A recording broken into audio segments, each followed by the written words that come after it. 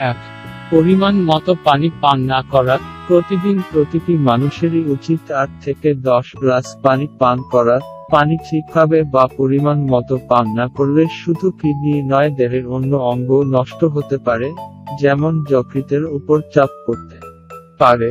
তাই প্রতিদিন পরিমাণ বা তার বেশি পরিমাণ পান করলে কিডনির উপর চাপ কম করে। 2, লবণ বা অ্যাসিডিক খাবার বেশি খাওয়া। আমাদের খাবারের মাঝে লবণের উপস্থিতি অত্যন্ত জরুরি, কারণ লবণাক্ততা স্বাদকে একত্রিত করে, কিন্তু মাত্রাতিরিক্ত লবণ গ্রহণের ফলে কিডনি নষ্ট হয়ে যেতে পারে। তাই বেশি লবণ খাওয়া।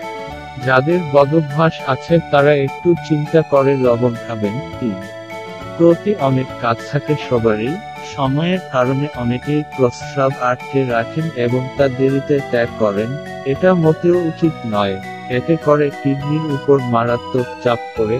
4, নিজের প্রতি গাফিলতা একটা বড় কারণ।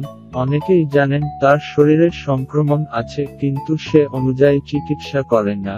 সংক্রমণ যদি বেশি পরিমাণে ভিড় করে তবে কিডনি তো যাবেই, সাথে অন্য অঙ্গও যাবে। 5, বেশি বেশি মাংস জাতীয় খাবার খাওয়া। অনেক সময় মাংস বদহজমের কারণ হয়, তাই বেশি মাংস খাওয়া কিডনি নষ্ট হওয়ার একটা বড় কারণ।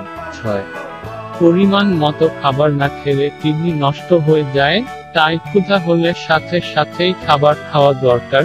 7, অনিয়মিতভাবে ঔষধ সেবন করলে কিডনি নষ্ট হওয়ার ঝুঁকি থাকে অনেক বেশি, তাই সঠিক সময় মতো ঔষধ সেবন করতে হবে।